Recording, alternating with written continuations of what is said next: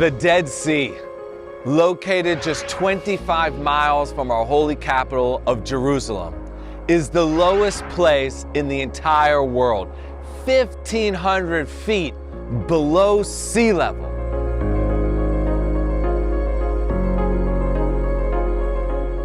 Just off the main highway towards the Dead Sea is an old British road connecting Jericho and Jerusalem. It leads to Wadi Kelt, a dried out riverbed known here as Nachal Prat. Just behind me, you can see a beautiful complex hanging on the cliffs of Wadi Kelt. And this is a remnant of a thriving monastic community that lived here in the Judean desert during the Byzantine Empire 1,500 years ago. And it's believed by Christians that it was built on top of the cave in which Elijah the prophet hid from the wicked queen of the north, Jezebel. And we can read about this story in the book of Kings in the Bible. While heading back to the main highway from St. George's Monastery, make sure to stop in the Jewish village of Mitzpe Yericho to enjoy an overlook to the modern city of Jericho, where archaeologists have discovered the biblical site where Joshua and the Israelites conquered the city of Jericho over 3,000 years ago. And if you're feeling adventurous, residents here in this small Jewish community offer Jeep rides throughout the Judean desert, including the monastery, and of course overlooks here to Jericho.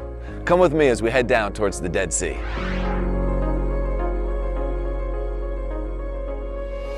Right now, we're at sea level, which means we've descended 3,000 feet. Let's go visit the Dead Sea.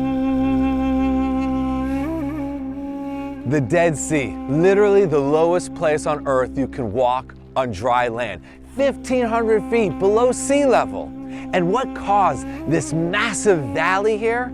The Syrian-African Rift, the largest fault line in the entire world, spanning 6,000 kilometers. It goes from Africa all the way up into Turkey.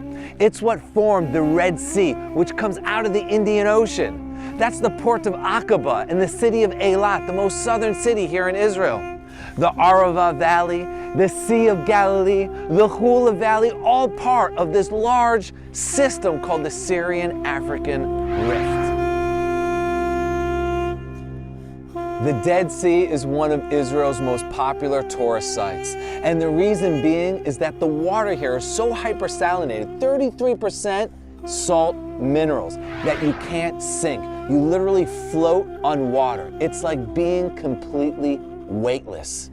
But also, the health benefits of floating in the water are world-renowned. Some people even go to the shores of the Dead Sea in order to gather its mud, rub it all over them to experience and enjoy its healing properties. Here at the Dead Sea, the biblical narrative of Sodom and Gomorrah take place. After the split of Abraham and Lot, where Lot comes here, and due to the misbehavior of the people who are living here, Sodom is destroyed with fire and brimstone, and what is left behind but pillars of salt. There are many activities that visitors to the Dead Sea can experience, from visiting the national parks of Masada, Qumran, or hiking through the majestic trails of En Gedi. One can take an ATV tour through the Judean hills here in the deserts. Or a really special activity is to do a boat tour or kayak tour along the shores of the Dead Sea to places that are inaccessible by any other way. Once there, you can mine salt crystals from the ground. For those of you who are looking to spend more than a day here in the region of the Dead Sea, in Ein Bokek there are literally over a dozen hotels, from 5-star resorts to more budget-friendly accommodations. Thanks again for watching. And on your next visit to Israel, make sure to visit the region of the Dead Sea.